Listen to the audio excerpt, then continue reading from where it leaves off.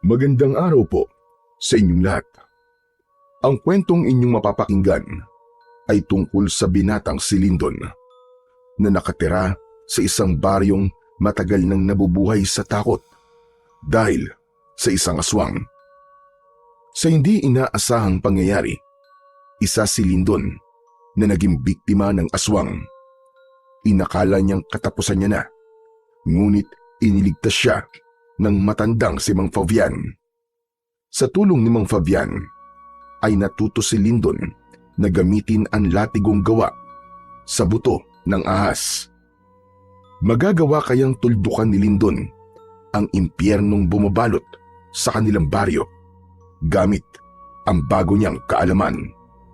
At anong katotohanan ang wawasak sa kanyang puso? Magiging dahilan ba ang katotohanan na ito para umatras siya sa kanyang misyon?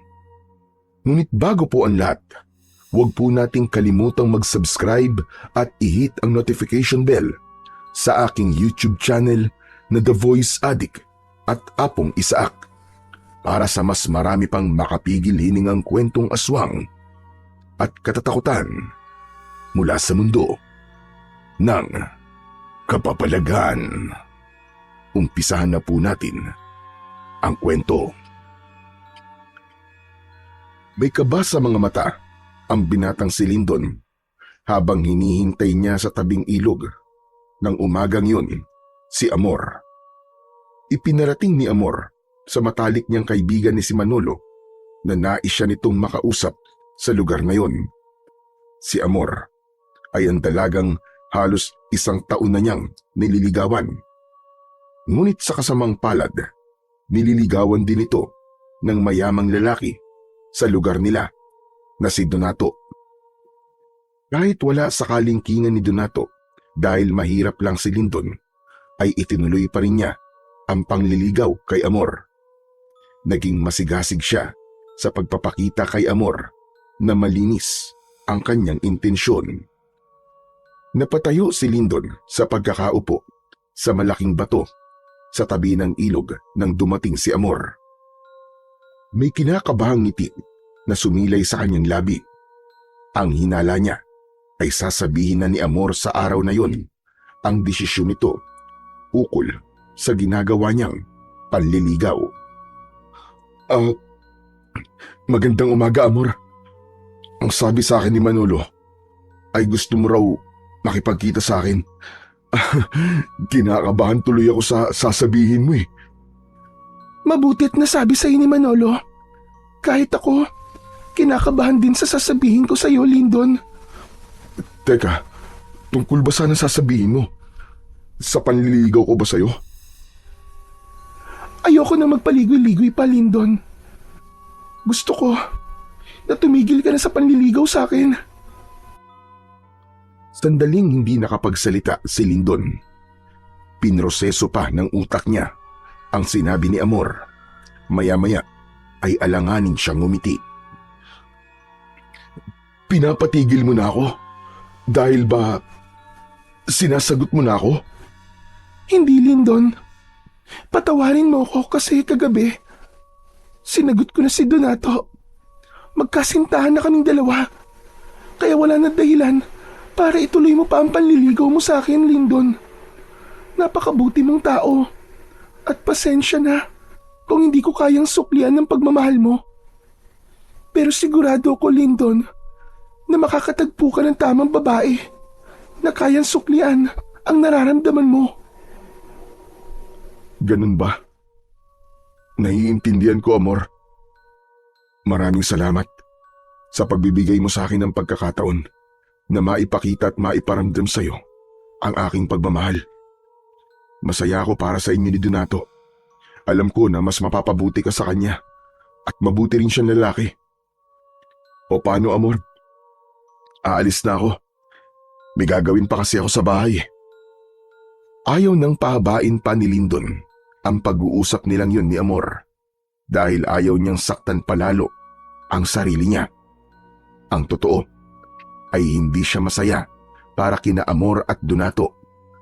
Masakit na hindi siya ang pinili ni Amor, ngunit kailangan niya yung tanggapin. Kinagabihan, matapos maghapunan, ay inaya ni Lyndon ang kaibigan niyang si Manolo sa isang video okay bar sa bayan. Si Manolo ay matagal niya ng kaibigan. Dayo lang ito noon sa baryo nila at dahil sa wala itong matitirahan doon, ay pinatuloy niya ito sa kanyang bahay. Mag-isa na lang sa buhay si Lyndon kaya wala siyang naging problema. Buwan-buwan ay nagbabayad si Manolo sa kanya. Parehas silang nagtatrabaho sa taniman ng mangga at langka ni Donato. Pagpasok ng dalawa sa video okay bar, ay umupo sila sa isang sulok. Umorder sila ng beer at pulutan. Hindi nagtagal ay sinimulan na nila ang inuman. Aba, bakit nga pala tayo nag-iinom ngayon, pare? May sineselebrate ka ba? Teka. Nako, sinagot ka na ba ni Amor? Hindi ba nag-usap kayo kaninang umaga? Sabi ko na nga ikaw ang sasagutin ni Amor at hindi si Donato. Alam ko kasi na si Amor ang klase ng babaeng hindi tumitingin sa estado sa buhay ng isang lalaki. Mali ka, Manolo. Hindi ako sinagot ni Amor. Nakipag-usap siya sa akin kanina para sabihin na sinagot na niya si Donato. Binasted niya ako. Ano ka mo? Totoo ba yan? Matapos ng lahat ng effort mo, ay hindi ka niya sasagutin? Gusto mo ba kausapin ko si Amor? Hindi naman pwedeng mauwi sa wala ang lahat ng hirap mo sa panliligaw mo sa kanya. Hindi ka na nga nakakabili ng bagong brief kahit bacon na mga brief mo kasi nagtitipid ka para maibili lang siya ng kung ano-ano. Wag na, hindi mo na siya kailangan kausapin, Manolo. Desisyon niya yun at wala na tayong magagawa. Kailangan ko na lang tanggapin na hindi ako nanalo sa puso ni Amor. Grabe, ako nasasaktan para sa'yo. Nakita ko kasi ang effort mo Ay, nako talaga. Kaya pala bigla kang nag-aya ng mag-inom dahil doon. Akala ko pa naman celebration to. Pabihira talaga buhay to. Gusto ko lang makalimot kahit sandali lang. Kawawa ka naman, pare. Pero wag ka mag-alala. Umorder ka lang ng lahat ng gusto mo ngayong gabi. Basta, ikaw magbabayad. Oh, akala ko naman ikaw ang magbabayad. Medyo natutuwa na nga ako Kung makapagsabi ka ng umorder ako ng lahat ng gusto ko, pabihira ka Tapos ako pala pagbabayarin mo rin. Wala pa akong sasahurin Tsaka, panayang bali ko kay Donato, di ba? Natatawang napailing na lamang si Lyndon.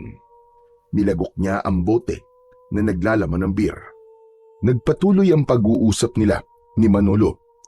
Inilabas niya sa kanyang kaibigan ang lahat ng sama ng loob niya. Kahit papano ay nagpasalamat si Lyndon na may kaibigan siyang kagaya ni Manolo.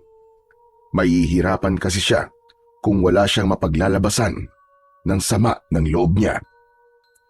Sa kabila ng hangover, ay nagawa pa ring pumasok ni Lyndon at Manolo sa kanilang trabaho ng sumunod na araw. Itinuon ni Lyndon ang atensyon niya sa trabaho.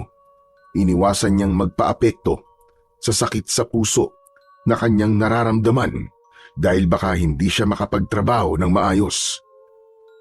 Pagdating ng oras ng pahinga, ay tumambay sila ni Manolo sa ilalim ng puno ng mangga para kumain ng baon nilang tanghalian. Matapos nilang kumain, ay lumapit sa kanila si Donato. Matangkad na lalaki si Donato at matipuno ang pangangatawan. Wala na itong pamilya at sa pagkakatanda ni Lyndon ay bigla na lamang dumating sa baryo nila si Donato. Bumili ito ng lupa roon at nagtayo ng taniman ng mangga at langka. Malaki ang naitulong nun sa ilang tao sa baryo dahil marami sa kanila ang nagkaroon ng trabaho. Lyndon, maaari ba kita makausap? Tungkol saan, sir? Hindi muna nagsalita si Donato at tumingin ito kay Manolo. Agad namang nakuha ni Manolo ang ibig sabihin ng tingin na yun. O sige pare, magbabanyo na muna ako ha. Mag-usap lang kayo dyan ni Sir Donato. Nang umalis si Manolo, ay tumayo si Lindon. May hinala siya na ang pag-uusapan nila ni Donato ay ang tungkol kay Amor. Ano ho pala ang pag-uusapan natin, Sir Donato? Nasabi na siguro sa ni Amor ang tungkol sa aming dalawa. Meron sana akong ipapakiusap sa iyo, Lindon. Alam ko na magkaibigan kayo ni Amor bago mo siya niligawan. Ang gusto ko sana ay iwasan mo muna siya dahil sa kasintahan ko na siya. Alam mo na siguro ang ibig ko sabihin. Naiintindihan ko, sir. Huwag ho kayong mag-alala. Hindi niyo ako magiging problema. Maluwag po sa dibdib ko na tinanggap ko ang desisyon ni Amor. At yan naman talaga ang ginagawa ko. Iniiwasan ko na po si Amor bilang respeto sa relasyon po ninyong dalawa. Mabuti naman kung ganun. Aasahan ko yan, Lindon. Inilahad ni Donato ang isa nitong kamay. Walang pag-aalinlangan naman na inabot yon ni Lindon at nakipagkamay siya rito. Matapos yun, ay umalis na si Donato at bumalik na si Manolo. O ano pare? Tungkol kay Amor ang sinabi sa ni Sir Donato, no? Tama ka. Ang sabi niya ay baka pwedeng lumayo muna ako kay Amor. Kasi magkasintahan na raw sila. Ha? Sinabi niya yun? Bakit kanya palalayuin kay Amor? Matagal na kayong magkaibigan. Pero pare, siguro nga tama lang yun. Mas okay na umiwas na muna ako kay Amor. Kasi masasaktan lang ako kung patuloy ako makikipagkaibigan sa kanya. Saka ako na siya kakausapin kapag nawala ng nararamdaman ko sa kanya. Ikaw ang bahala pare. Ang sinabi ko opinyon ko lang naman. Pero sa pagkakakilala ko sa'yo, matagal mawala ang feelings mo sa isang babae. Kaya panigurado, matatagal lang ka pang makamove on kay Amor. Wala na akong magagawa sa bagay na yan. Itutuon ko na lamang ang aking pansin sa ibang bagay, gaya nitong trabaho natin. Yan, tama yan pare. Suportado kita dyan. Tinapik ni Manolo ang balikat ni Lindon at ngumiti siya rito. Tumingin sa malayo si Lindon at inisip niya ang mga maaaring mangyari sa kanya sa mga susunod na araw. Ipinagdasal niya sa Diyos na sana ay gabayan siya at patatagin pa ang kanyang kalooban. Ngunit hindi lang ang pagkabigo sa pag-ibig ang bumabagabag kay Lindon, kundi ang patuloy na banta ng kamatayan na tila laging nakaamba sa bawat paglubog ng araw. Sa bawat gabi ay hindi siya makatulog ng mahimbing dahil sa banta ng isang aswang na ilang taon nang nananalasa sa kanilang maliit na baryo. Sa loob ng maraming taon ay ilang tao na ang natatagpo ang wala ng buhay. Madalas ay wakwak ang tiyan at halos wala ng dugo. Matagal nang nawala ang sigla ng baryo ni Lindon tuwing sumasapit ang gabi.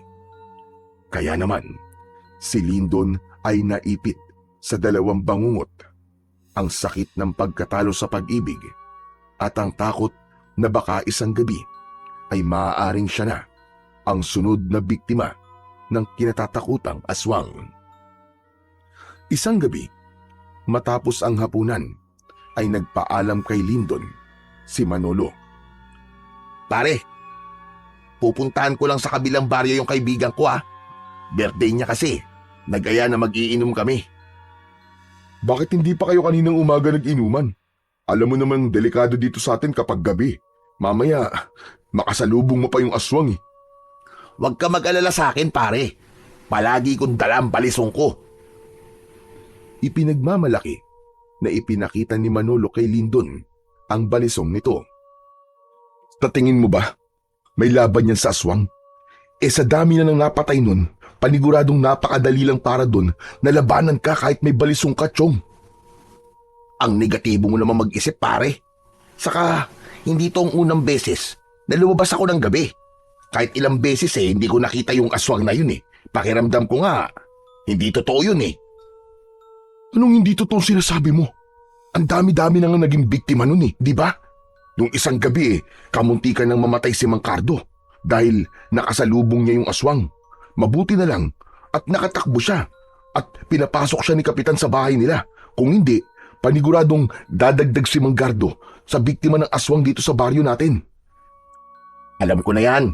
O sige na, kailangan ko nang umalis at baka ako na lang ang hinihintay ng kaibigan ko Basta, kapag sobrang late na, doon na lang ako makikitulog sa kanila tapos bukas ng umaga na lang ako uuwi. Okay?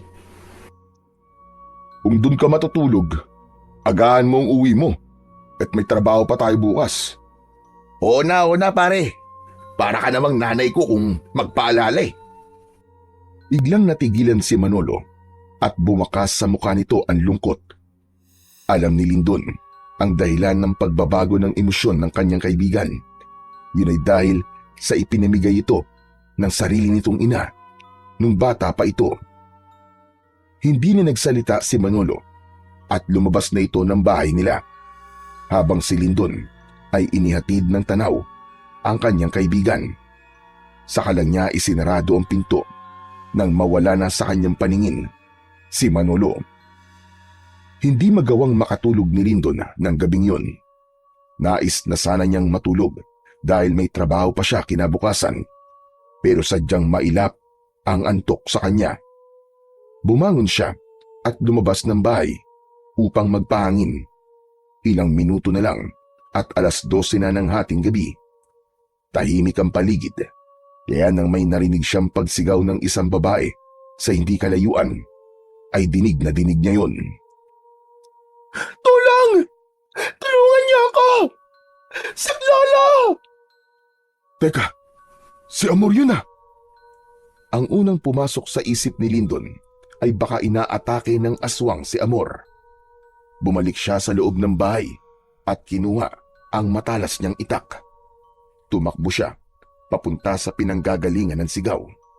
Hindi nga siya nagkamali dahil nakasalubong niya si Amor na tumatakbo at takot na takot. Napayakap si Amor kay Lindon na parabang naramdaman itong ligtas na ito nang makita siya. Lindon, salamat sa Diyos at nakita kita. Tulungan mo ako. Bakit? Ano ba nangyayari? Hinahabol ako ng aswang. Ha? Nasaan ang aswang? Hindi ko alam. Kanina'y nasa likod ko lang siya. Tulungan mo ako, Lindon. Magsasalita pa sana si Lindon, ngunit isang mababang pag-ungol ang narinig nila sa kung saan. Paglingon nila sa kaliwa ay nagimbal sila nang makita nila ang aswang. Matangkad yun at may malaking katawan. Meron yung makapal na balahibo, mapupulang mga mata at matutulis na mga ngipin at kuko. Naglalawa yun na parabang gutom na gutom. Iniharang ni Lindon ang sarili niya kay Amor. Humigpit ang paghawak niya sa itak. Yun ang unang beses na nakaharap niya ang aswang, kaya matindi ang takot at kilabot na kanyang naramdaman. Umalis ka rito! Kung inaakala mo matatakot ako sa'yo ay nagkakamali ka! Hindi ka sasantoy ng itak ko! Galit na umangil ang aswang. Humakbang ito ng isa pero hindi natinag si Lindon sa kanyang kinatatayuan. Lindon, siya yung aswang na sinasabi ko sa'yo na humahabol sa akin. Huwag kang mag-alala, Amor. Hindi ko hahayaan na may mangyaring masama sa'yo. Hoy, aswang! Hindi mo ba ako narinig? Ang sabi ko umalis ka na. O gusto mo pa akong subukan? Iwinasiwas ni Lindon sa hangin ang kanyang matalas na itak. Ipinakita niya sa aswang na hindi siya natatakot kahit ang totoo ay natatakot na siya rito. Alam niya kung gaano nakarami ang napatay ng aswang at kung mamalasin siya ay mapapabilang siya sa mga buhay na kinuha nito. Ngunit sa hindi inaasahang pangyayari ay umatras ang aswang. Marahan itong humakbang patalikod habang hindi nito inaalis ang tingin kay Lindon. Unti-unting nawala ang aswang hanggang sa tuluyang yung nilamon ng kadiliman. Humarap si Lindon kay Amor na nanginginig sa takot. Hinawakan niya ang magkabilaan nitong balikat. Amor, ligtas ka na. Wala na siya. Wala na yung aswang na humahabol sa'yo. Sigurado ka bang hindi na siya babalik, Lindon? Sa palagay ko naman hindi na. Mukhang natakot siya sa itak ko eh. Maraming salamat, Lindon. Kung hindi dahil sa'yo, ay baka kung ano nang nangyari sa akin. Wala yun. Wala nga naman. Pero ano ba kasing ginagawa mo? At nasa labas ka ng ganitong oras? Alam mo namang delikado na dito sa baryo natin kapag ganitong oras na, di ba? Nagising kasi ako. Nawala sa tabi ko si Donato. Nag-alala ako sa kanya kaya lumabas ako para hanapin siya. Hindi ko naman akalain na makakasalubong ko sa daan yung aswang. Napatda si Lindon sa sinabi sa kanya ni Amor. Hindi siya tanga para hindi makuha ang sinabi ni Amor. Ang ibig mong sabihin magkasama na kayo ni Donato sa iisang bahay? Ganun na nga, Lindon. Doon na ako nakatira sa bahay niya. Gusto niya kasi na magkasama kami para nababantayan niya ako. Grabe, ang bilis naman. Hindi ko akalain na magsasama na kagad kayo sa iisang bubong. Kahit halos 4 na buwan pa lang ang relasyon nyo. Ang totoo niyan, Lindon, 2 buwan na akong buntis. Pagkapanganak ko, ay magpapakasal na kami. Ngumiti si Lindon sa kabila ng kirot na nararamdaman niya sa kanyang puso. Masakit pa rin kasi para sa kanya na hindi siya ang pinili ni Amor. Nasa proseso pa rin siya ng pagtanggap na hindi siya ang mahal ni Amor, kundi si Donato. Masaya ako para sa inyo ni Donato. Sigurado ako na magiging mabuting magulang kayo sa magiging mga anak nyo. Maraming salamat sa iyo, Lindon. Oo nga pala. Iatid na kita sa bahay ni Donato para makasiguro ko na ligtas ka makakauwi. Pero si Donato, kailangan ko pa siyang hanapin. Baka kung ano na nangyari sa kanya. Nag-aalala ako sa kanya kanina pa. Hindi magandang ideya kung hahanapin natin siya ngayong gabi. Baka makainkwentro ulit natin yung aswang na yun. Umuwi ka na muna at bukas na lang natin siya hahanapin. Magpapatulong tayo kay Kapitan kung kinakailangan. O baka naman nandun na siya ngayon sa inyo, di ba? Sa tingin ko nga ay tama ka. Sana nga nasa bahay na si Donato ngayon. O tara na, iatid na kita. Marang tumango si Amor. Hindi na iwasan ni Lindon na makaramdam ng inggit kay Donato. Nakita niya kasi kung gaano ito kamahal ni Amor dahil sa pag-aalalang ipinapakita dito ni Amor. Inisip niya na kung siya sana si Donato ay siya na marahil ang pinakamasayang lalaki sa buong mundo. Nagsimulang maglakad sina Lindon at Amor papunta sa bahay ni Donato. Nakikiramdam si Lindon sa kanilang paligid sapagkat hindi siya sigurado kung muling aatake ang aswang sa kanila. Sa awa ng Diyos ay ligtas silang nakarating sa bahay ni Donato. Ang bahay na yon ang pinakamalaki at pinakamagandang bahay sa baryo nila. Isa yung patunay ng pagiging mayaman ni Donato. Nasa harapan na sila ng pinto nang bigla yung bumukas. Nagulat sila nang makita si Donato. Napakunot ang noo ni Donato nang makita si Lindon. Agad nitong hinawakan ang kamay ni Amor at hinila ito palapit. Bakit magkasama kayong dalawa? Anong ginawa niyo? Donato, iniligtas ako ni Lindon sa aswang. Kung di dahil sa kanya, ay baka wala na ako ngayon. At ano namang ginagawa mo sa labas ng ganitong oras?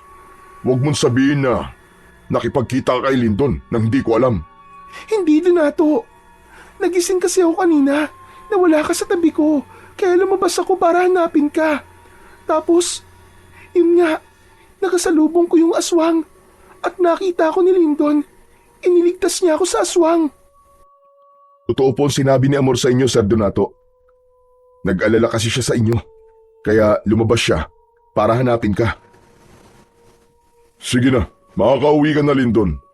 Kung totoo na iniligtas mo si Amor, maraming salamat. Maraming salamat ulit, Lindon, ha? Nakangiting tumango si Lindon at umalis na siya sa lugar na yon. Alam niya na nagduda si Donato sa kanila ni Amor at naawa siya kay Amor dahil mas inuna pa ni Donato ang pagdududa kesa sa hindi magandang nangyari sa nobya nito.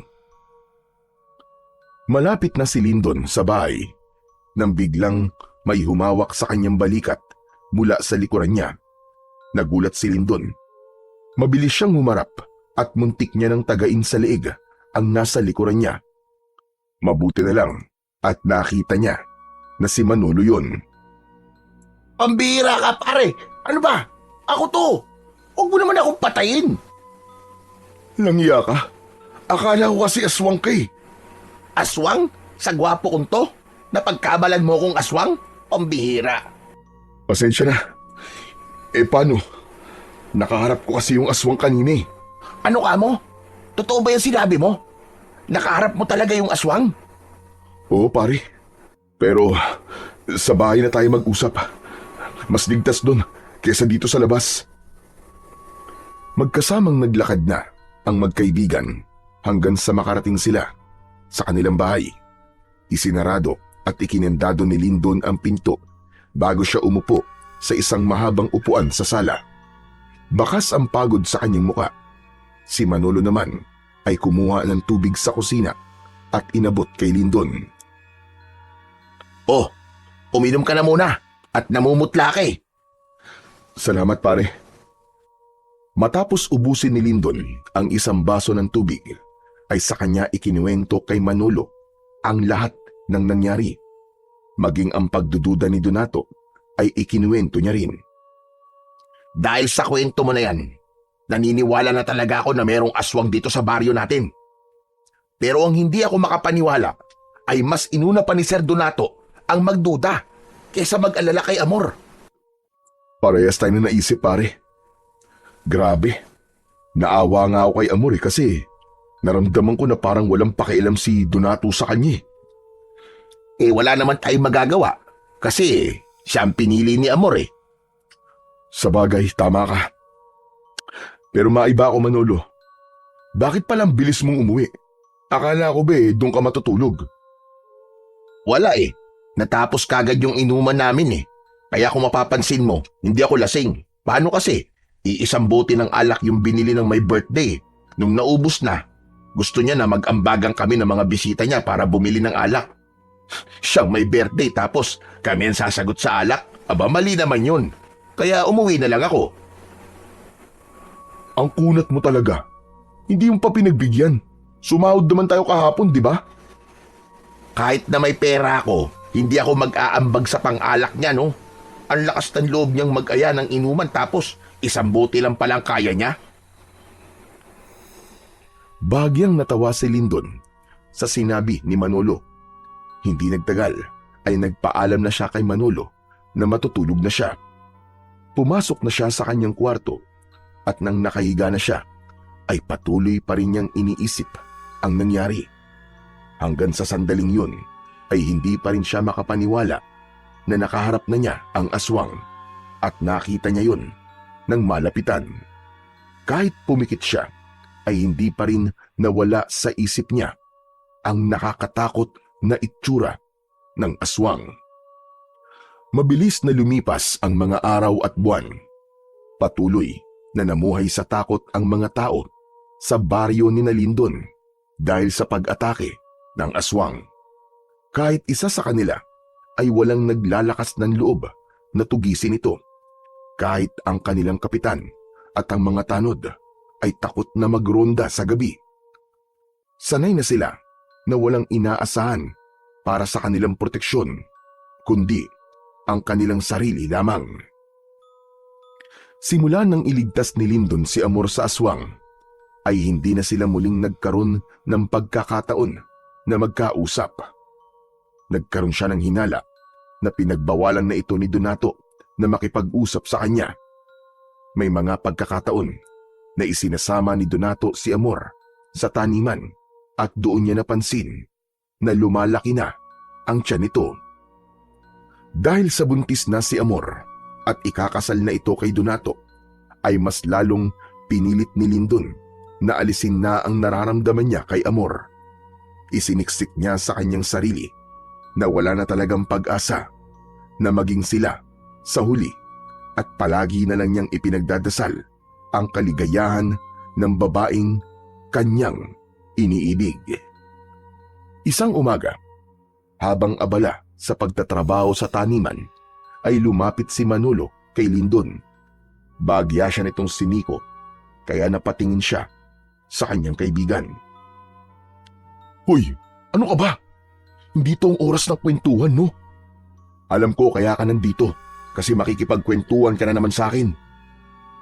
Wala naman tayong masyadong ginagawa, ikaw naman. Pero tignan mo sina Amor at Donato. Ang laki na ng tiyan ni Amor, no? Siguro, malapit ng mga anak yan. "Hayaan mo na sila, Manolo." Bakit parang hindi ka masaya? Akala ko ba sabi mo sa akin magiging masaya ka na lang para kay Amor. Oo nga, pero hindi naman ganun kadaling tanggapin ng lahat eh. Sa bagay, mahirap talaga kasi alam ko kung gaano mo kamahal si Amor. Tumahimik na si Lindon at mabilis niyang tinignan sina Amor at Donato na nakaupo sa mahabang upuang kawayan sa ilalim ng isang puno.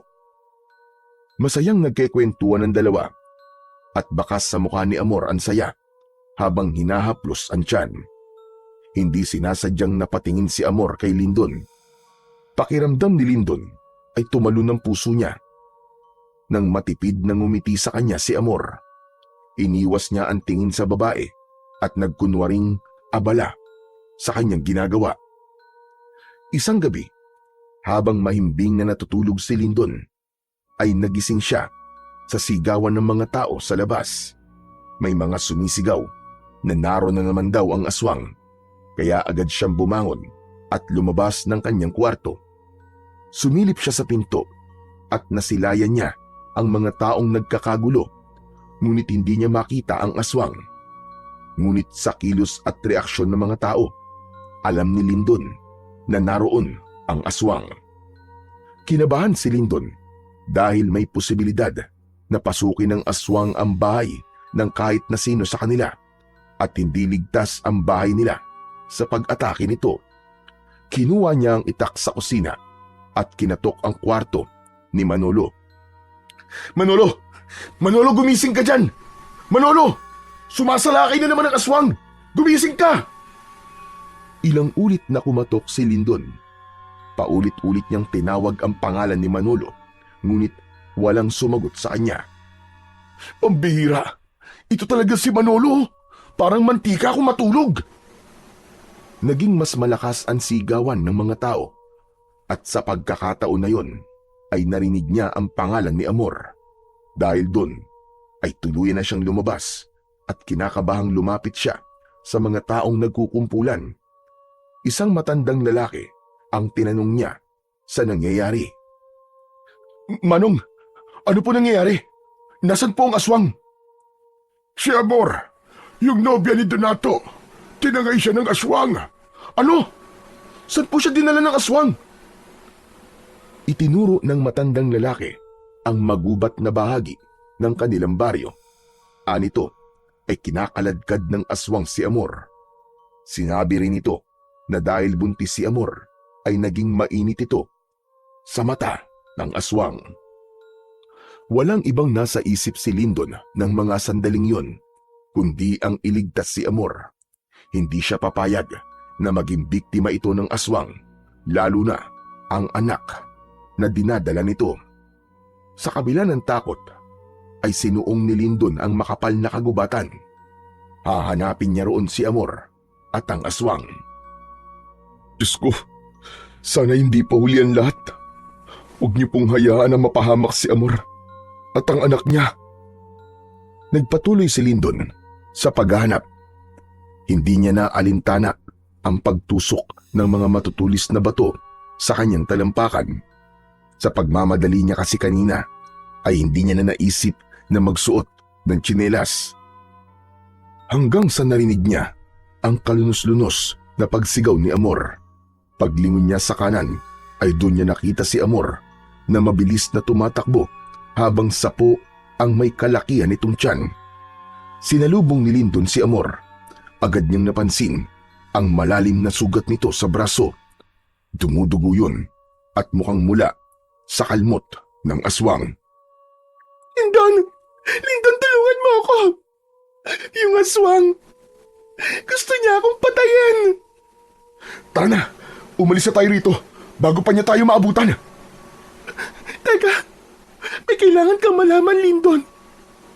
Yung aswang, gusto niya akong patayin. Kasi nalaman ko ang sikreto niya. Kilala ko na kung sino ang aswang, Lindon. Kilala ko siya. Sino, Amor? Sino ang aswang? Ngunit bago pa makapagsalita si Amor, ay biglang lumitaw ang aswang sa likod nito. Hinablot ng aswang si Amor sa magkabila ang balikat at hinila ito palayo kay Lyndon. Sa lakas ng aswang ay madali nitong nailayo si Amor, habang si Lyndon ay nanlaki ang mga mata sa gulat dahil sa bilis ng pangyayari. Nang may masmasan ay hinabol ni Lyndon ang aswang. Sinundan nito ang madilim na bahagi ng kagubatan kung saan ito naglaho kasama si Amor. Hanggang sa isang kalunos-lunos na pagsigaw mula kay Amor ang bumasag sa katahimikan ng gubat. Nahinto sa pagtakbo si Lyndon nang makita niya si Amor na butas ang dibdib habang kinakain ng aswang ang puso nito. Pakiramdam niya ay nawala siya sa sarili at napuno ng galit ang kanyang buong pagkatao. Walang hiya ka! Papatayin kitang aswang ka! Walang pagdadalawang isip na sinugod ni Lyndon ng aswang gamit ang itak. Tumayo ang aswang para salubungin siya. Inindayan niya ito ng isang malakas na saksak sa tiyan, pero mabilis itong nakaiwas. Tinadyakan siya ng aswang sa dibdib. Bumulagta siya sa damuhan at agad na nawalan ng hangin sa katawan. Pinilit niyang tumayo at muling umatake. Ngunit hinarang ng aswang ang kanyang braso at sinunggaban siya sa balikat.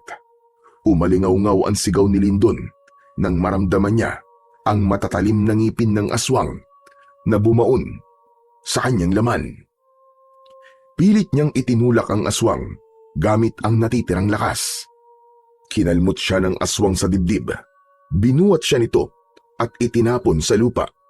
Naramdaman niya ang pagkirot ng kanyang tagiliran na tila nabalian siya ng tadyang. Puno ng dugo ang kanyang katawan at nanlalabo na ang kanyang paningin. Nang sandaling yun, napagtanto ni Lyndon na wala siyang laban sa aswang.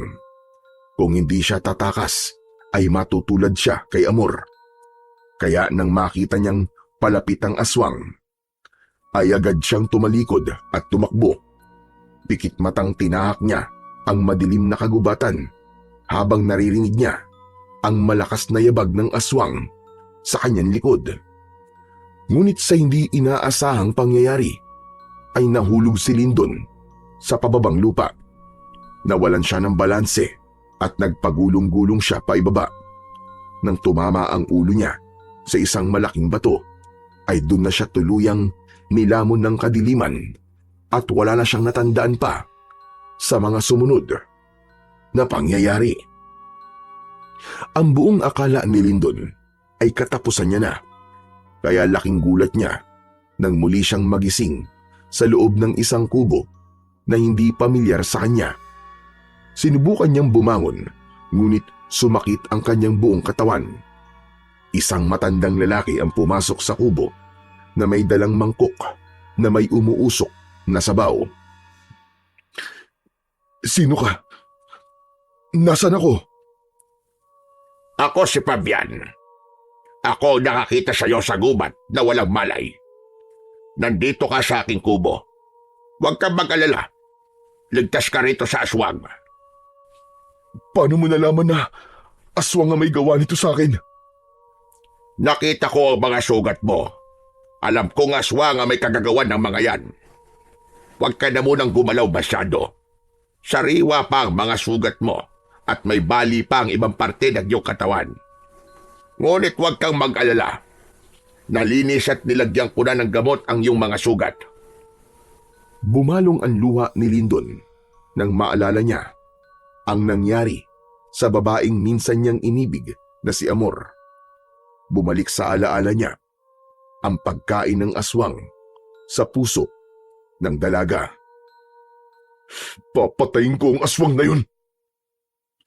Pinatay niya ang babaeng mahal ko. Hindi ko siya mapapatawad. Hindi kita pipigilang gawin yan kung yan ang nais mo. Pero sa ngayon, mas makabubuti kung magpapagaling ka na muna, Amang. Sa kalagayan mo ngayon, ay hindi mo pa kayang labanan ng aswang. O heto, humigop ka na sabaw. Nagluto ko ng sinabawang talbos ng kamote. Makabubuti to para sa'yo. Pinagmasdan ni Lindon ang matandang lalaki habang inilalapag nito ang mangkok sa maliit na lamesa sa tabi ng papag kung saan siya inihiga. Tinulungan siya nitong makasandal sa dingding. Maaliwalas ang mukha ng matanda at kahit noon lang niya ito nakita ay magaan kagad ang kalooban niya rito. Ma'am Fabian, maraming salamat po sa pagligtas niyo po sa buhay ko.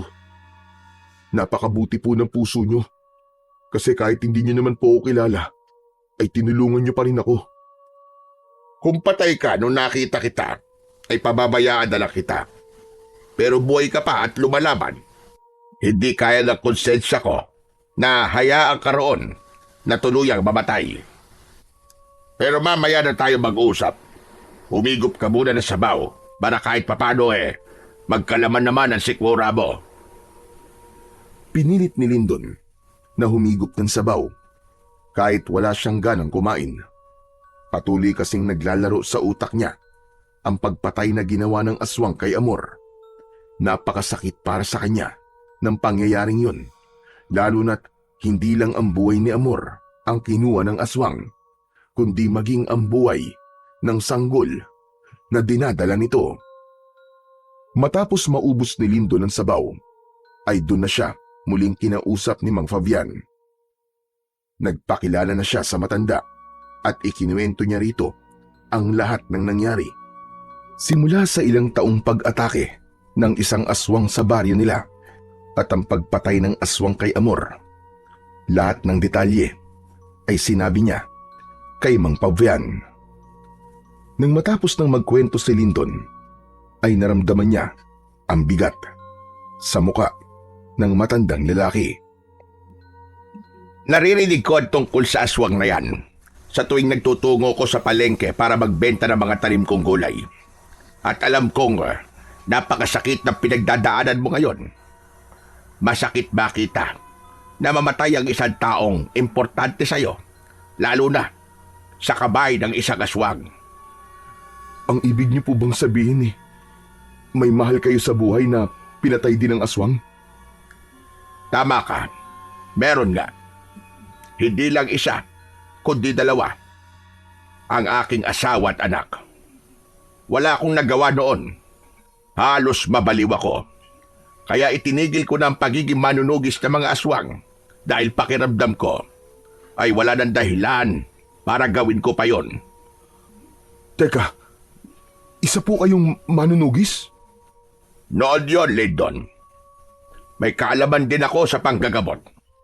Nang huminto na ako, ay pinili ko manirahan dito sa gubat na malayo sa mga mahal ko sa buhay. Gusto ko silang protektahan dahil alam ko na uubusin ng mga aswang ang mga taong malapit sa akin. Hanggat hindi ako humihinto sa pagtugi sa mga hayop na yon. Hindi akalain ni Lindon na mas mabigat pa pala ang naranasan ni Mang Fabian kung ikukumpara sa nangyari sa kanya. Ganun pa man, nakitaan niya si Mang Fabian ng katatagan ng loob. Gusto ko pong patayin ng aswang na nananalasa sa aming baryo, Mang Fabian. Gusto kong tuldukan ng napakaraming taon na nabuhay kami sa takot nang dahil sa kanya. Panahon na para kahit isa ay may lumaban sa halimaw na yon. Sa tingin ko po, ay pinagtagpo po tayo ng tadhana upang turuan niyo po ako ng inyong nalalaman sa pakikipaglaban sa mga aswang. Lyndon, hindi birong kalaban ng mga aswang, sinasabi ko sa'yo. May ilan sa kanila na matatalino, tuso. Gagamitin nila ang kahinaan mo kung hindi ka nila magagawang talunin.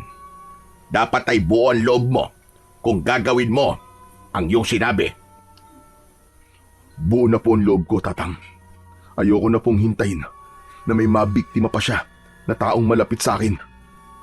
Walang problema sa akin kung nais mong matutunan ang aking nalalaman. Pero sa ngayon, magpalakas ka na muna. Hindi makabubuti sa iyo kung sisimulan kagad natin ang iyong pagsasanay na ganyan ang kalagayan ng iyong katawan. Sumang-ayon naman si Lyndon sa sinabing yon ni Mang Fabian. Naiintindihan niya na hindi siya maaaring magpadala sa kanyang galit. Alam niya na hindi siya maaaring sumabak sa gera na walang alam sa kung paano makipaglaban. Sa mga sumunod na araw, ibinuhos ni Lyndon ang lahat ng natitira niyang lakas upang makabangon. Sa kabila ng sakit ng mga sugat at panghihina ng katawan, ay pinilit niyang gumalaw araw-araw kahit paunti-unti lamang. Lahat ng sinabi ni Mang Fabian na ukol sa mabilis niyang paggaling ay sinunod niya. Walang sawang inalagaan siya ni Mang Fabian at makalipas lamang ang ilang linggo ay natuyo na nga ang mga sugat ni Lyndon at tuluyan na siyang nakabawi ng lakas. Kahit paano ay nasanay na rin si Lyndon sa buhay niya sa gubat. Wala siyang ibang taong nakakausap kundi si Mang Fabian, ngunit hindi naalis sa kanya ang pag-aalala sa kanilang baryo. Isang hapon, nakaupo si Lyndon sa labas ng kubo. Nakatanaw siya sa araw na unti-unti nang lumulubog. Maya-maya pa ay dumating si Mang Fabian na may dalang bigas na nakalagay sa plastic bag. Nakangiting lumapit ang matanda kay Lyndon. Kumusta ka naman dito, iho, habang wala ako? Ayos lang po, Mang Fabian. Pero hindi ko po maiwasang mag-alala sa mga tao sa aming baryo eh. Sigurado po ako na hanggang ngayon ay patuloy pa rin naghahasik ng lagim at kamatayan yung aswang na yon. Handa ka na ba, Lyndon? Gusto mo naman turuan kita ng kaalaman ko sa pakikipaglaban sa mga aswang? Handa na po ako, Mang Fabian. Ayoko na pong patagalin pa ang pamamahinga ko. Kailangan ko nang harapin ang aswang na yon. Sige, bukas ay sisimulan na natin ang iyong pagsasanay. At sisiguraduhin ko na bago ka sumabak sa pakikipaglaban sa aswang na yon, ay handa ka at ikaw ang mananalo. Maraming salamat po, Mang Fabian. Napakalaking tulong niyo po talaga sa akin. Tumango si Mang Fabian. Matapos yun, ay tinulungan na ito ni Lyndon na maghanda ng kanilang hapunan. Nangako siya sa kanyang sarili na seseryosohin niya ang pagsasanay at gagawin niya yon hindi lang para ipaghiganti si Amor, kundi upang mapalaya ang baryo nila sa takot sa aswang. Kinaumagahan, nagising si Lyndon na may kakaibang sigla dahil alam niya na yun ang unang araw ng pagsasanay niya sa tulong ni Mang Fabian. Sa pagtayo niya ay naghahain na ng almusal ang matanda. Nilagang kamote at saging na sinamahan ng mainit na kape ang kanilang almusal. Habang kumakain ay nagbigay si Mang Fabian ng ilang impormasyon tungkol sa mga aswang. Alam mo, Lyndon, hindi basta-basta mga aswang. Hindi sila katulad ng mga tao. Mas mabilis sila, mas malakas at mas matalas ang pandama. Pero hindi sila perpekto. May mga kahinaan din sila. Ano po ang kahinaan nila, Mang Fabian? Una sa lahat, ayaw na ayaw nila ng asin. Ganon din sa bawang. Pero hindi lahat ng aswang ay takot sa asin at bawang. May mga natuto ng tiisin ang epekto ng mga yon sa kanila. Ayaw din nila sa amoy ng sinunog na goma. Ngunit may iba na kapag gutom na gutom ay nakakayang tiisin ang lahat para lang makapambiktima. Paano naman po sila mapapatay? Hindi basta-basta namamatay ang isang aswang. Ang karaniwang itak ay hindi sapat. Kahit masugatan mo sila, ay may kakayahan silang pagalingin ang kanilang sarili sa pamamagitan ng pagdila sa kanilang sugat. Kailangan mong gumamit ng agimat, mutya o isang hindi pangkaraniwang sandata na ginawa para sa pakikipaglaban at pagpatay sa mga aswang. At kapag bilog ang buwan, ay mas malakas sila. Huwag kang lalaban sa oras ng kalakasan nila kung hindi ka handa. Bilisan mo na ang iyong pagkain. Kumain ka ng marami dahil hindi magiging madali ang ating pagsasanay. Itinuon muna ni Lyndon ang atensyon sa pag-aalmusal.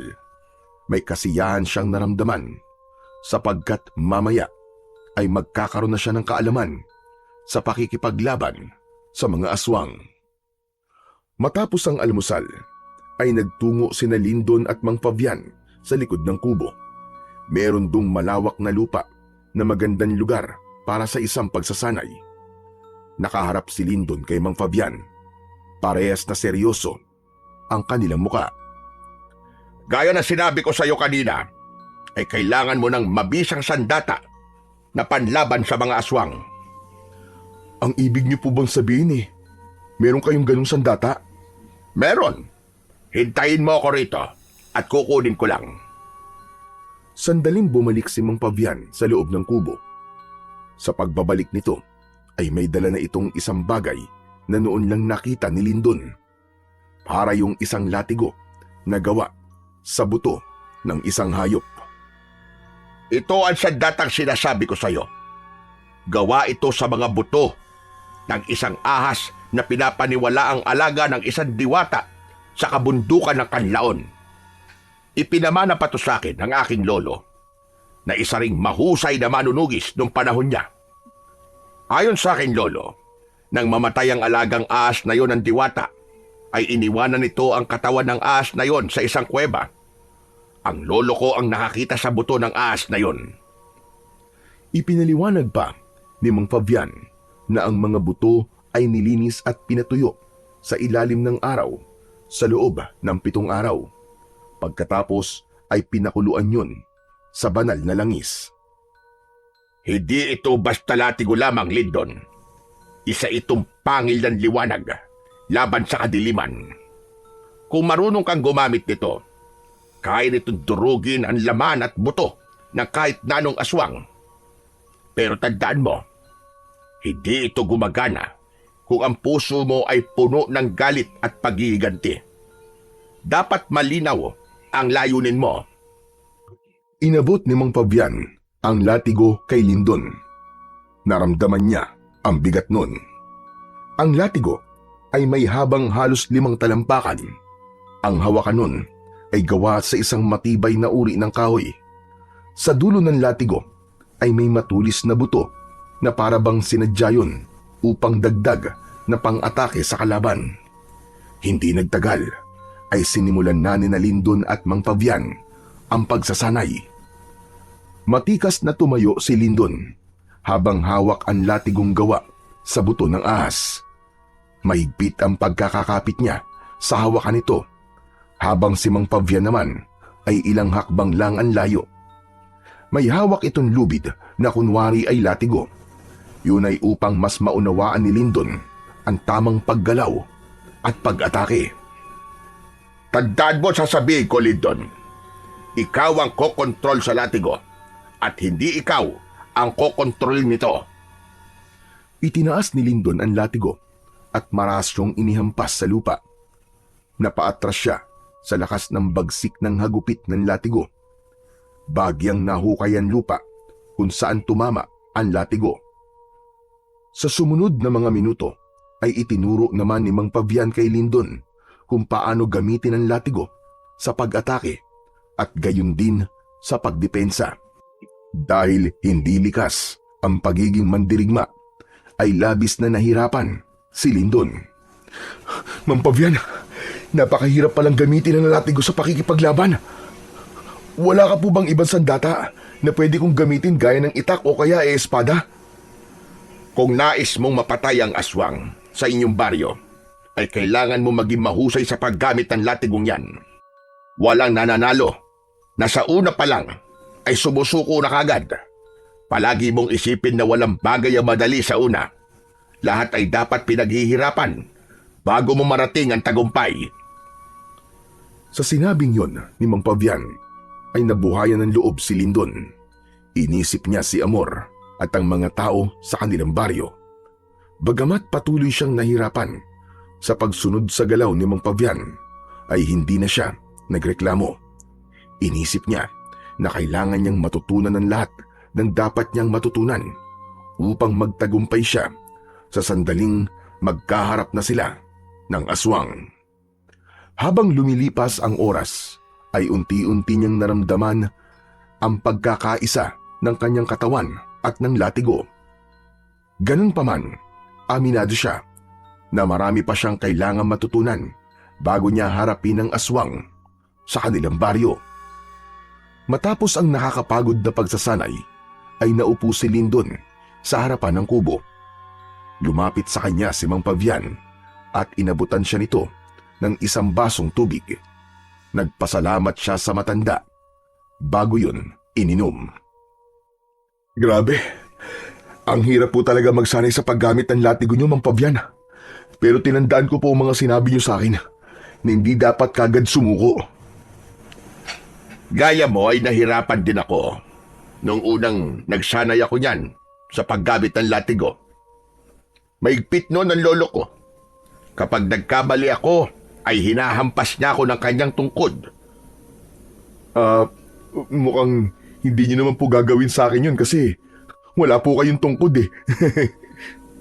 Huwag ka mag-alala. Magkaiba kami ng aking lolo ng estilo sa pagsasanay. Sandaling natigilan si Lindon.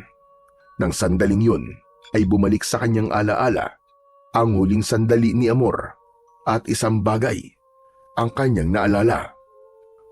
Mang Pavian, may bigla lang po akong naalala. May sinabi kasi sa akin si Amor eh. Ang sabi niya ay kilala na niya kung sino ang aswang. Kaya lang hindi niya nasabi sa akin kung sino kasi bigla siyang hinilat, pinatay nung aswang eh. Ang ibig po bang sabihin nun eh, isa sa mga nakatira sa baryo namin ng aswang? Malaki ang posibilidad na tama yung sinabi. Kung kilala siya ni Amor, ibig sabihin ay isa ito sa mga nakakasalamuhan niya sa araw-araw. Pero sino sa kanila ang aswang? Sayang kasi namatay si Amor nang hindi niya nasabi sa akin kung sino ang aswang na matagal nang nagpapahirap sa amin lahat.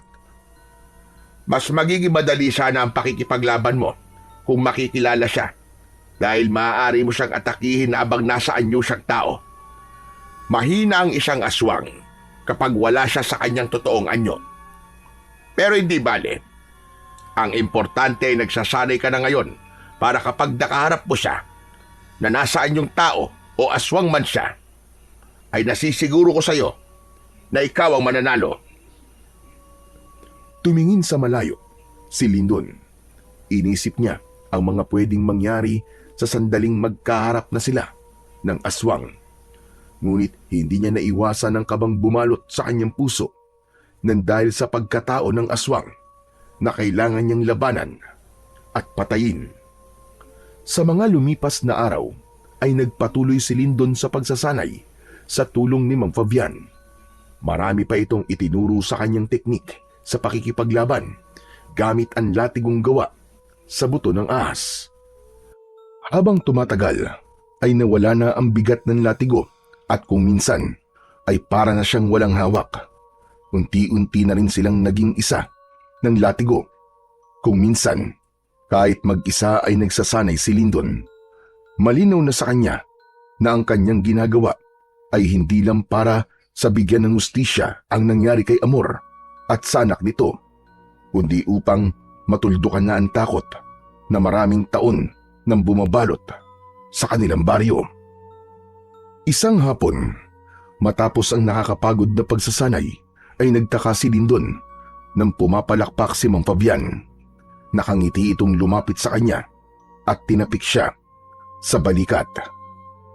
Napakahusay! Napakahusay, Lindon. Ngayon ay masasabi kong handa ka ng talaga. Ang ibig niyo po bang sabihin pumapayag na po kayong harapin ko ang aswang? Oo, Lindon. At labis mo kong pinahanga dahil sa maikling panahon lang ay naging biyasa ka na kagad sa paggamit ng latigo na yan. Alam ko na ang dahilan niyan ay dahil malinaw na sa'yo kung ano ang iyong layunin. Ipinagmamalaki kita, Lindon. Maraming salamat po, Mang Fabian. Napakasarap pong mapakinggan ang mga ganyang salita mula sa inyo. Hindi ko po ito magagawa kundi dahil sa gabay at tulong nyo. At nangangako po ako na hindi ko sasayangin ang lahat ng ito. Aasahan ko yan. Ngunit huwag mo masyadong pahirapan ang iyong sarili. Dapat ay may konkreto kang plano. Huwag kang magpapadalos-dalos. Mas maganda lang sigurado sa bawat magiging hakbang mo. Yan po talaga ang gagawin ko, Mang Fabian. Ayoko pong magpadala sa galit ko at baka masayang ang lahat ng pinaghirapan natin. Sa ngayon po, ay magmamanman na muna ako sa nangyayari sa aming baryo. Isang malalim na paghinga ang pinakawalan ni Lindon. Hindi nagtatapos sa pagsasanay ang lahat at alam niyang yun pa lamang ang simula. Nangako siya sa kanyang sarili na gagawin niya ang lahat upang makamit niya ang tagumpay. Kinagabihan, nagpaalam si Lindon kay Mang Fabian na magmamanman siya sa kanilang baryo. Pinayagan naman siya ni Mang Fabian at pinag-ingat siya nito. Nais alamin ni Lindon ang kalagayan ng kanilang baryo dahil mahigit 1 buwan na ang nakararaan simula nang mawala siya roon. Habang naglalakad palabas ng gubat, ay dala ni Lindon ang latigo na gawa sa buto ng ahas. Nakaikot yun at nakasampay sa kanyang kaliwang balikat. Nang makarating na siya sa kanilang baryo, ay sumalubong sa kanya ang pamilyar na katahimikan. Wala pa rin nagbago. Ganun pa rin. Nabubuhay pa rin ang mga tao rito sa takot. Ang unang naisip ni Lindon ay puntahan si Manolo sa kanilang bahay. Sigurado siya na nag-aalala na ito dahil napakatagal na niyang nawala. Pagdating niya sa kanilang bahay ay marahan siyang kumatok. Naisip niya na lakasan ang pagkatok dahil naalala niya na malalim palagi ang tulog ng kanyang kaibigan. Hindi nagtagal ay narinig niya ang yabag ng paa sa loob ng bahay. Sandali lang. Ano ba yan? Istorbo naman to. Kasunod noon ay bumukas na ang pinto. Nanlaki ang mga mata ni Manolo nang makita si Lindon. Napanganga ito na parabang hindi ito makapaniwala. Bahagyang itinulak ni Lindon si Manolo at saka siya pumasok. Isinarado niya kagad ang pinto. Marahan niyang tinampal ang pisngi ni Manolo. Hoy! Hindi ka na nanaginip ha? Ako to! Hindi ako aparisyon! Hinawakan ni Manolo ang braso ni Lindon. Umakyat ang kamay nito sa kanyang muka at saka siya nito niyakap ng maigpit. Ikaw nga, pare. Salamat at buhay ka. Akala ko talaga patay ka na . Kumalas si Manolo sa pagkakayakap at bakas pa rin sa mukha nito ang pagkagulat. Ikaw naman, nawala lang ako, inisip mo na kagad na patay na ako. Paano ba naman kasi? Ang sabi ng mga tao, sinubukan mo daw iligtas si Amor mula doon sa aswang. Tapos, hindi na namin nakita ang katawan mo. Oo nga pala. Si Amor, walang awa siyang pinatay ng hayop na aswang na yun. Hindi ko sila nailigtas ng anak niya, Manolo. Naging emosyonal si Lindon. Naluwa siya habang mariin na nakakuyom ang mga kamay. Huwag mong sisihin ang sarili mo, Lindon. Wala kang kasalanan sa nangyari. Tama ka. Wala nga akong kasalanan. Ang aswang na yun ang may kasalanan ng lahat. Manolo, ano na palang nangyari kay Amor? Malamang, nakalibing na siya ngayon. Nakakaawa nga ang itsura niya nang makita namin eh. Wala na siyang puso, tapos wakwak pa yung tiyan. Yung baby niya wala na rin. Mukhang kinain na nung aswang. Pero pare, masaya ako na makita kitang buhay.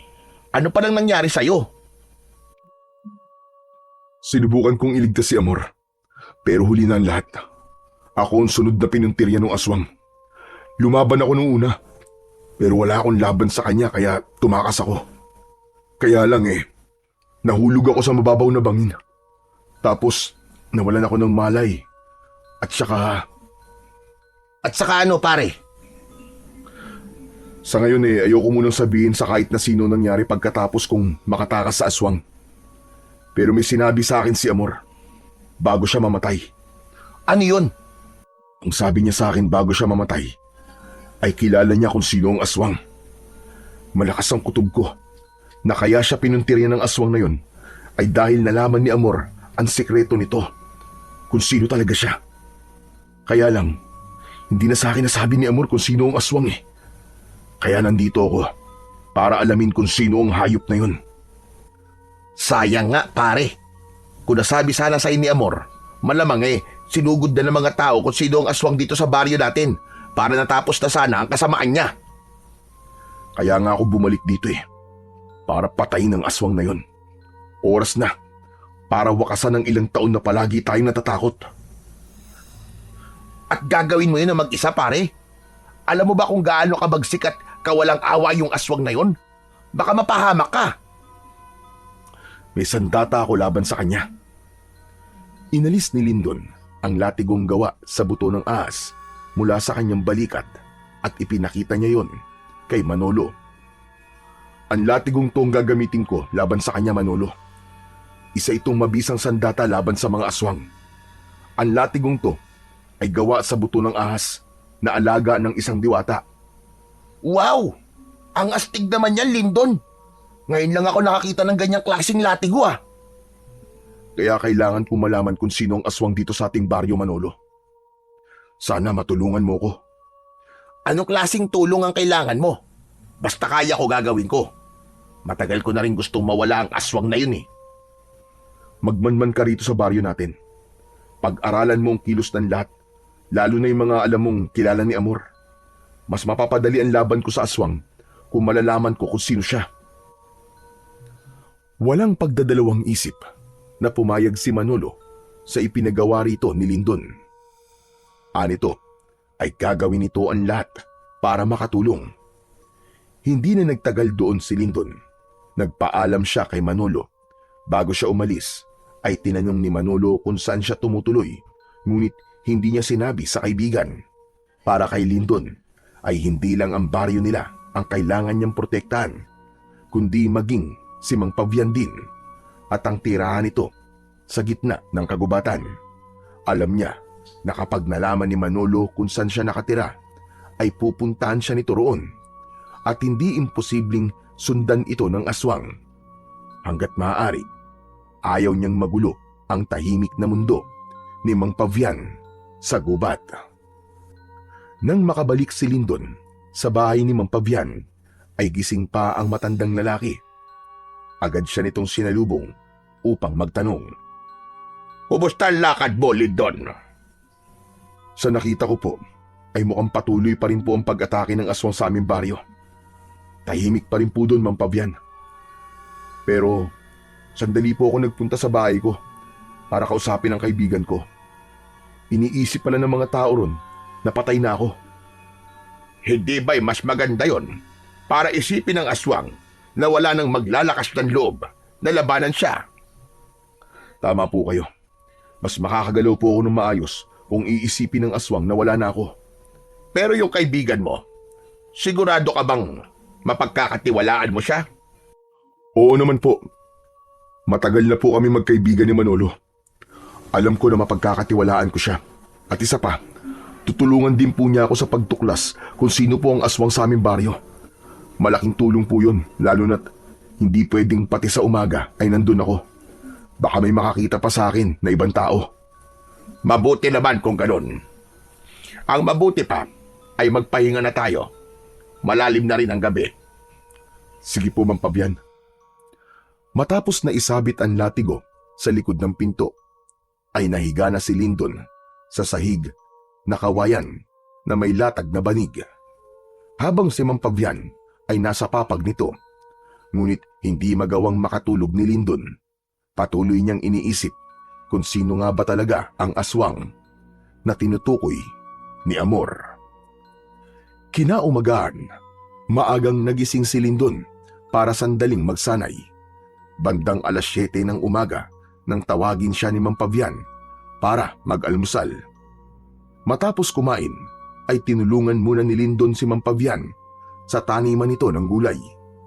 Kinuwentuhan siya ni Mang Pabian sa mga naging karanasan nito nung isa pa itong manunugis. Noon ay hindi lang sa baryo namin ako nanunugis ng aswang. May mga lugar din na humihingi sa akin ng tulong kapag may problema sila sa aswang. Naaalala ko na may isang baryo na hiningi ang tulong ko dahil maraming mga bata nawawala sa kanila. Alam ko na kagad na aswang ang may kagagawan nun at natagpuan ko ang aswang sa gitna ng kakauyan. Babae, matanda na pero mabilis pa rin kumilos. Ginamit ko sa kanya ang latigong gawa sa buto ng ahas para labanan siya. Sa huli, ako ang nagwagi at napakawalan ko mga batang binihag niya. Talaga po palang napakahusay niyo, Mang Pabian. Sigurado po ko na maraming humahanga sa inyo dahil sa galing niyo. Pero hindi sa lahat ng pagkakataon ay nananalo ko, Lindon. Ilang beses din ako nasugatan. Maraming beses din ako natalo. Pero hindi ako sumuko. Palagi kong iniisip kung bakit ako nakikipaglaban. Hindi ko ginamit ang latigo para magpakitang gilas. Ginamit ko yun kasi alam kong may kailangang iligtas. Tandaan mo yan, Lindon. Ang latigong yon ay hindi para sa galit, kundi para sa katarungan at pagtulong sa mga nangangailangan. Tatandaan ko po ang lahat ng sinabi niyo sa akin, Mang Pabian. Malaking bagay po para sa akin ang mga payo niyo. Nagpatuloy sila sa pagtatanim, ngunit sa pagitan ng katahimikan ay tila may bigat na naramdaman si Lindon sa kanyang dibdib. Sa kanyang isipan, muling umukit ang alaala ng gabing nakita niyang pinatay si Amor ng aswang. Alam niya na marami pang magiging biktima ang aswang kung hindi kagad siya kikilos. Pagsapit ng gabi, matapos ang hapunan, ay pumwesto si Lindon ng upo sa harapan ng kubo, habang si Mang Pabian naman ay abala sa paghuhugas ng kanilang pinagkainan.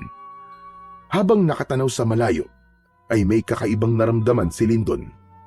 Naging maalinsangan ang hangin at may naamoy din siya na parang nabubulok na karne. Biglang lumabas si Mang Pabian, dala ang latigong gawa sa buto ng ahas. Inabot nito yon kay Lindon. Nagtataka man ay tinanggap pa rin yun ng binata. Bakit, Mang Pabian? Ano nangyayari? Nararamdaman mo ba yon? Biglang uminit at bumigat ang hangin. Isa yan sa senyales na merong aswang sa paligid natin o sa malapit. Maganda ka at gamitin mo ang latigo kung makikita mo siya. Bagyang bumilis ang tibok ng puso ni Lindon dahil sa sinabing yun na matanda. Hindi dahil sa takot, kundi sa pagkasabik na sa wakas ay magagamit na niya sa tunay na laban ang latigo at ang natutunan niya mula kay Mang Pabian. Tinalasan niya ang kanyang mata at pakiramdam. Sinuyod ng mata niya ang paligid. Inihanda niya ang kanyang sarili sa posibleng pakikipaglaban. Hindi nagtagal ay lumitaw ang aswang sa madilim na bahagi ng gubat. Naglalawayon at nanlilisik ang mapupulang mga mata. Ikaw ang aswang na pumatay kay Amor! Hayop ka! Humanda ka, Lindon. Tapusin mo na siya kagad. Walang babalang sumugod ang aswang kay Lindon. Sinalubong ito ni Lindon at sinubukang hampasin ng latigo. Ngunit Mabilis na nakaiwas ang aswang. Bigla itong nawala at sa isang iglap ay lumitaw ito sa likuran niya. Sa likod mo, Lindon! Bago pa makaharap si Lindon ay naramdaman na niya ang pagbaon ng matutulis na ngipin ng aswang sa kanyang balikat. Napasigaw siya sa labis na sakit. Binuwat siya ng aswang at malakas na ibinalibag sa lupa. Nabitiwan ni Lindon ang latigo. Susugurin sana ni Mang Pavian ang aswang gamit ang itak, pero malakas itong tinabig ng aswang. Nagpagulong-gulong sa lupa ang matandang lalaki. Pinilit na abutin ni Lindon ang latigo. Agad siyang gumapang para kunin ang latigo. Naramdaman niya ang paglapit ng aswang, kaya mabilis siyang humarap at iwinasiwas ang latigo sa hangin, pero hindi niya tinamaan ang aswang. Humagikgik ang aswang na parabang pinagtatawanan siya, ngunit sa halip na sumugod muli ay umatras ito. Mabilis itong tumakbo, palayo, at nawala sa kadiliman. Tumayo si Lindon at nilapitan si Mang Pavian. Tinulungan niya itong makatayo. Ayos lang po ba kayo, Mang Pavian? Ayos lang ako. Ikaw may sugat ka sa balikat. Pumasok na tayo para magamot ko na yan. Nagpatiuna si Mang Pavian sa pagpasok sa kubo, habang si Lindon ay tinignan muna ang paligid upang makasiguro na wala na talaga ang aswang. Hindi nagtagal ay sumunod na siya kay Mang Pavian. Sa loob ng kubo ay agad na ginamot ng matandang lalaki ang sugat niya. Patawarin niyo po ako, Mang Pavian. Bakit? At para saan naman ang paghingi mo ng tawad? Dahil hindi ko po napatay ang aswang, ni hindi ko man lang siya nagalusan. Pakiramdam ko ay binigo ko po kayo. Huwag mong sabihin yan. Unang beses mo pa lang na makipaglaban sa isang aswang. Hindi porket nagsanay ka na, ay mahusay ka na kagad. Huwag ka mag-alala. Marami pang pagkakataon upang makaharap mo siya. Sa aking palagay, ay tinignan lamang ng aswang ang kapasidad mo. Kung ganun, alam na po niya na hinahanap ko siya. Sa aking palagay ay oo. At alam na rin niya na dito ka nagtatago. Sandaling nag-isip si Lindon habang nilalagyan ni Mang Pavian ng gamot ang sugat niya. Napamaang siya ng isang bagay ang pumasok sa kanyang isipan. Si Manolo. Si Manolo po yung kaibigan ko. Siya lang po ang pinagsabihan ko ng tungkol sa aking misyon. Hindi kaya meron siyang ibang pinagsabihan at nakarating yun sa aswang? Mukhang gano'n na nga ang nangyari. Kaya nais ko sanang sabihin sa'yo na wala ka dapat pagsabihan ng iyong gagawin kahit kilala mo pa, dahil maaaring yung pa maging dahilan para mabulilyaso ang iyong mga pinaplano. Pero sa tingin ko po ay daan din to para malaman ko kung sino ang aswang sa aming baryo.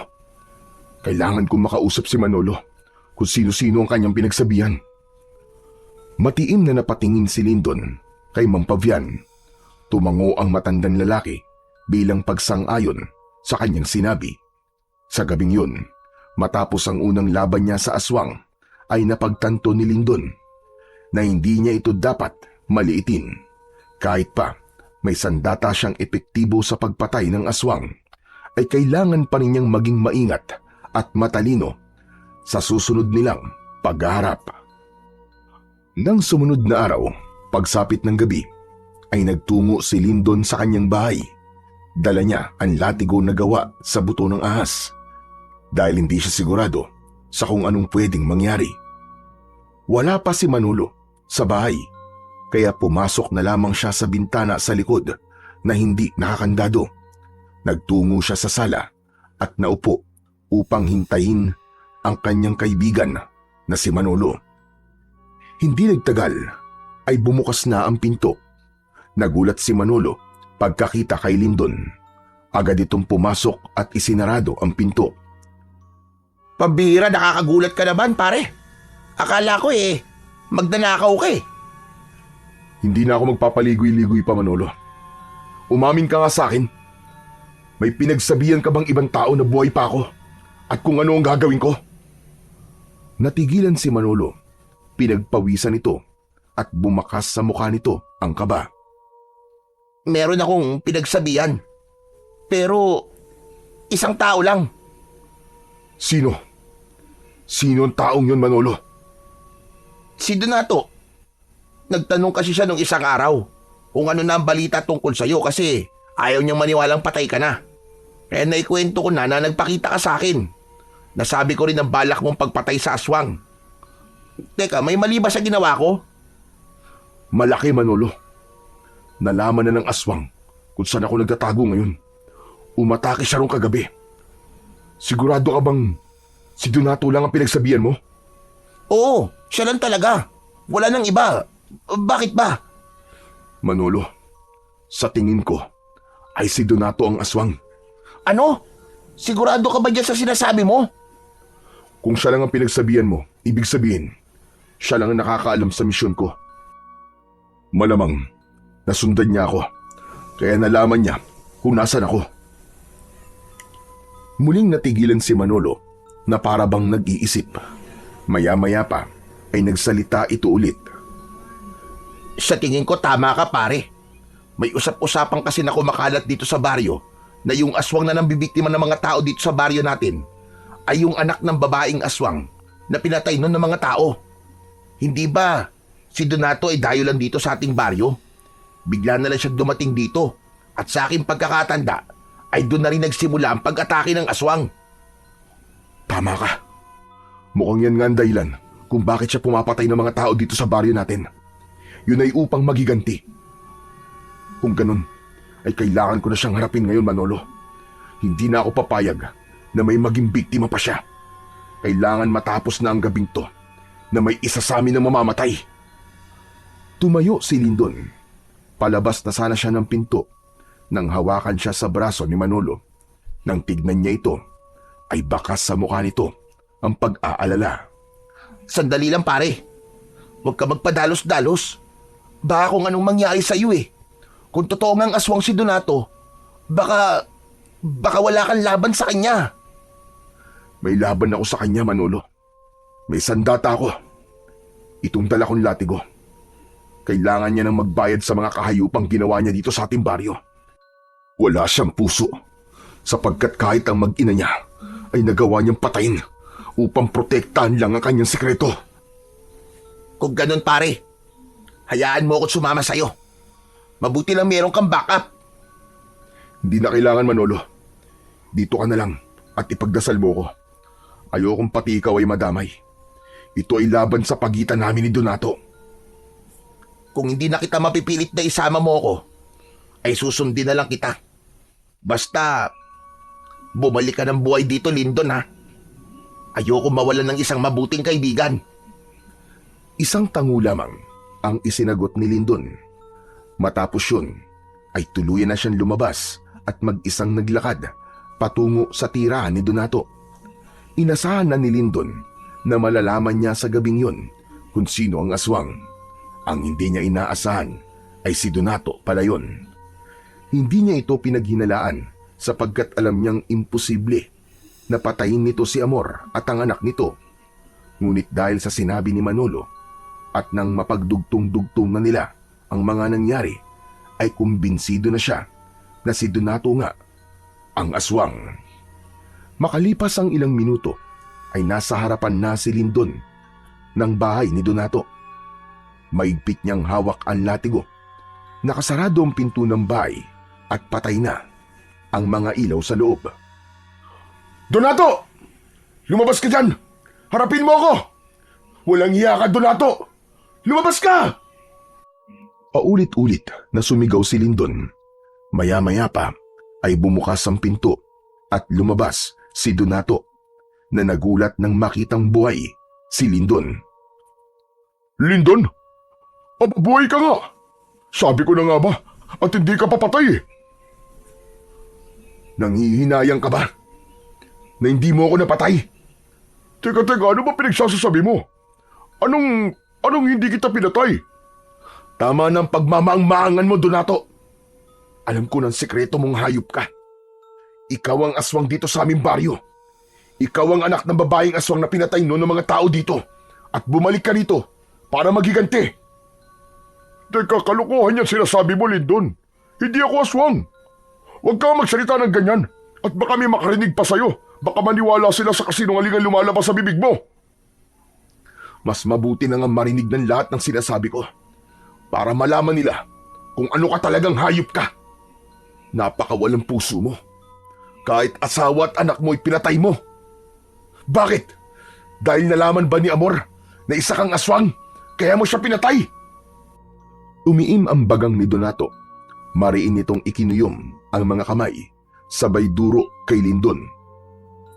Huwag mong dinadamay dito mag-ina ko, Lindon.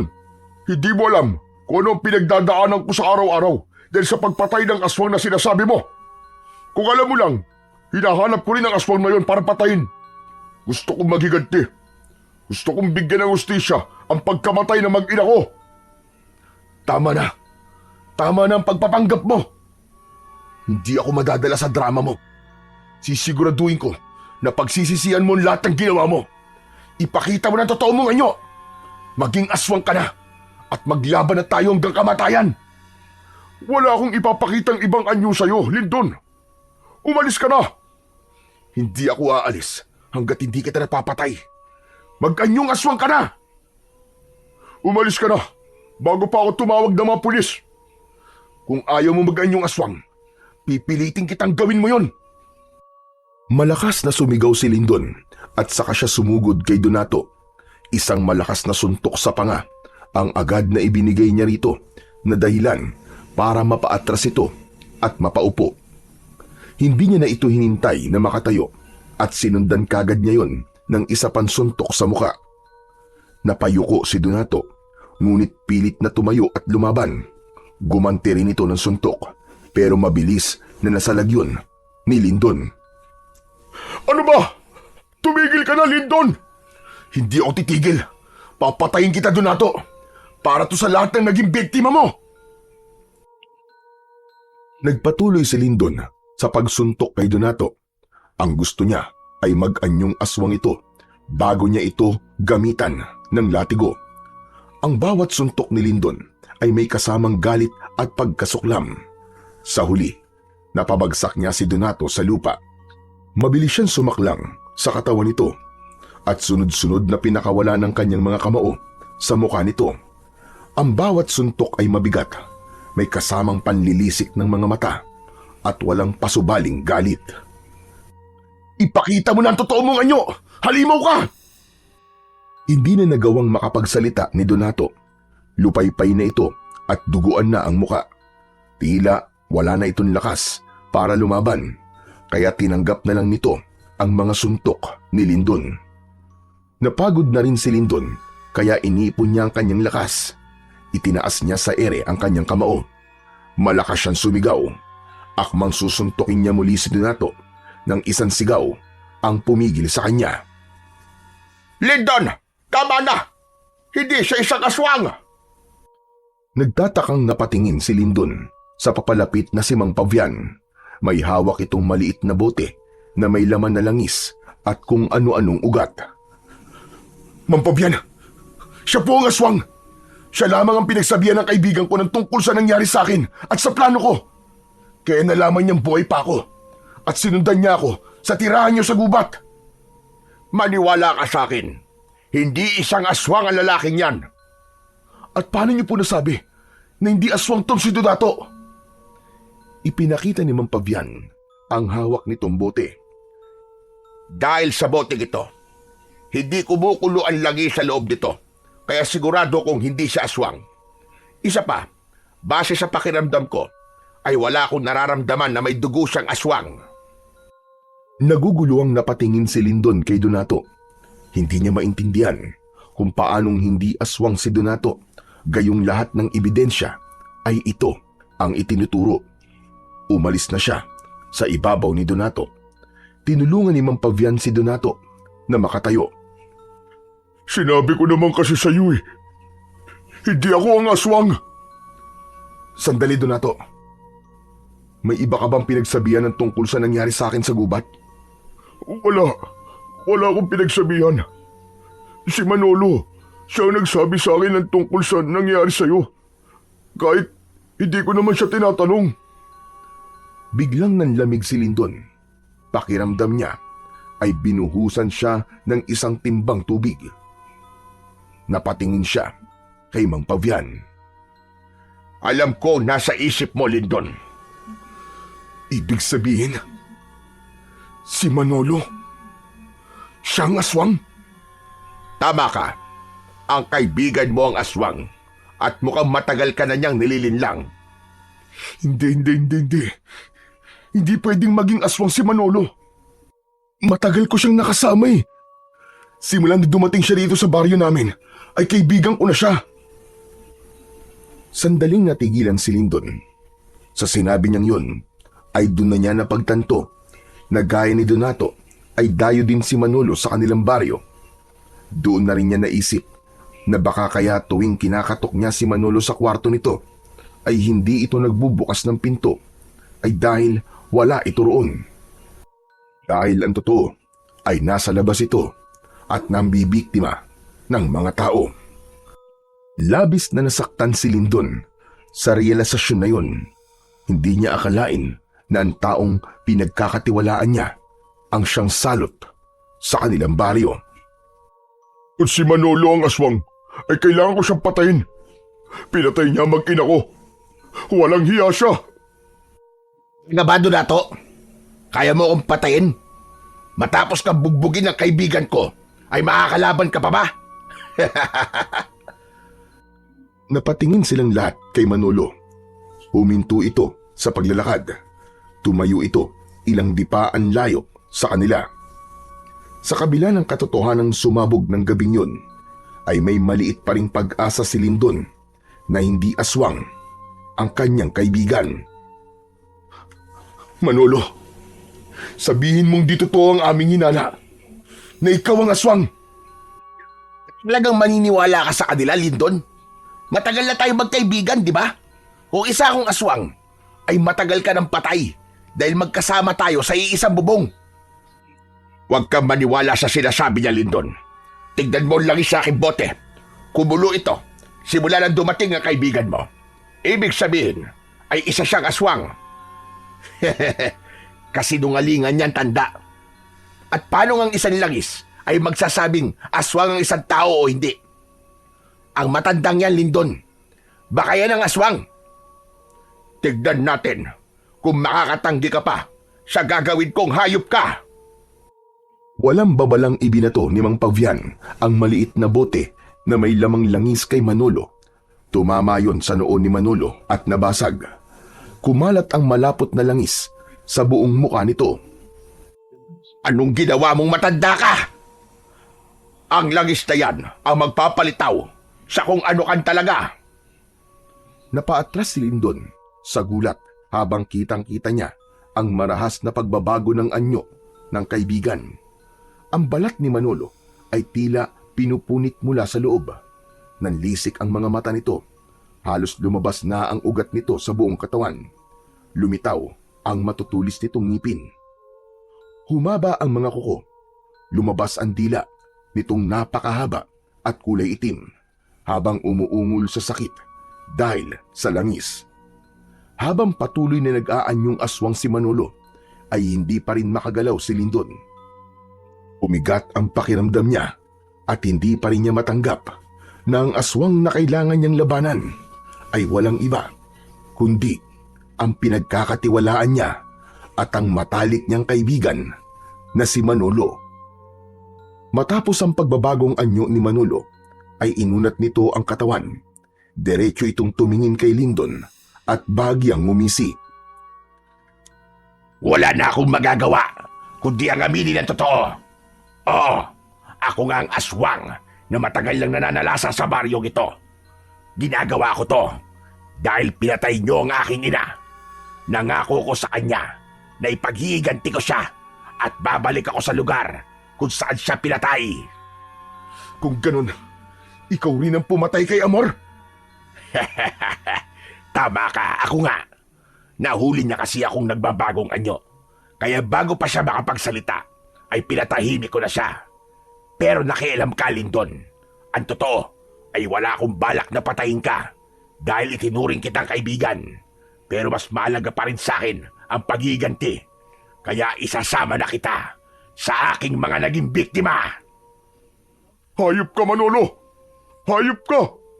Pinatay mo mag-ina ko! Ako ang papatay sa'yo! Susugod sana si Donato kay Manolo, ngunit mabilis itong pinigilan ni Mang Pavian. Tumigil ka! Huwag kang magtapag-tapakan. Hindi mo kaya ang aswang na yan. Hayaan mo si Lindon ang tumapos sa kanya. Lindon! Patayin mo na ang aswang na yan. Huwag mong isipin na kaibigan mo siya. Isipin mo mga inosenteng taong pinaslang niya. Umiim ang bagang ni Lindon habang mas sumigpit ang pagkakahawak niya sa latigo na gawa sa buto ng ahas. Inisip niya si Amor at ang anak nito. Inisip din niya ang napakaraming bangkay na natatagpuan sa kanilang baryo tuwing umaga. Ngunit sa kabila ng lahat ng yun ay nakikita niya pa rin si Manolo bilang kaibigan kahit nasaan yung aswang ito. Biglang umatake si Manolo kina Lindon. Agad na iniharang ni Lindon ang kanyang sarili upang salubungin ang aswang. Sinabi ng utak niya na hampasin niya ito pero pinigilan siya ng kanyang puso. Walang pagdadalawang isip na sinubukan ni Manolo na kalmutin si Lindon, ngunit agad siyang nakaiwas. Manolo! Hindi kita kayang saktan! Magkaibigan tayo! Lumaban ka, Lindon. Ayoko manalo sa'yo dahil lang nagpaubaya ka. Muling umatake si Manolo habang si Lindon ay panay pa rin ng iwas. Mabilis ang bawat galaw ni Manolo. Para itong mabangis na hayop na gutom at wala ng bakas ng pagkakaibigan sa mga mata nitong nanlilisik.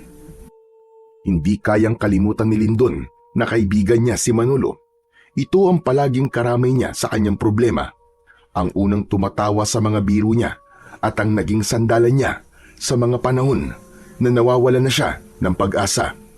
Ngunit hindi niya rin kayang itanggi na ito ang nagdulot ng takot at kamatayan sa kanilang baryo.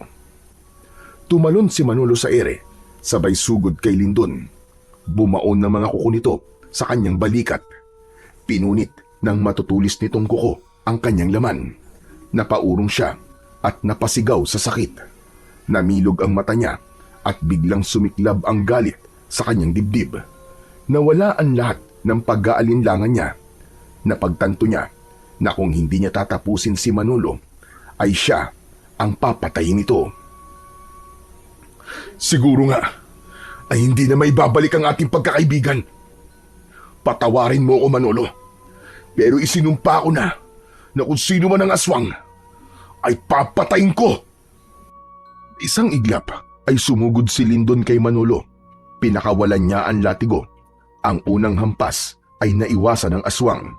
Ngunit ang pangalawa ay tumama sa kaliwang braso ni Manolo at nag-iwan ng isang malalim na sugat. Umatras si Manolo habang sumisigaw. Mabilis ang mga sumunod na galaw ni Lindon. Umatake siya ng walang pag-aatubili. Ang bawat paghampas niya ng latigo ay may kasamang pagnanais ng katarungan sa lahat ng naging biktima ni Manolo. At nang sandaling yun, ay hindi na lang siya lumalaban para sa katarungan, kundi sa alaala ng pagkakaibigang pinatay ng kasinungalingan. Nang naging sunod-sunod na ang pagtama ng latigo kay Manolo, ay naging mabagal na ang paggalaw nito hanggang sa pinintirya ni Lindon ang leeg nito. Pinaikot muna niya sa ere ang latigo bago yun inihampas sa leeg ni Manolo.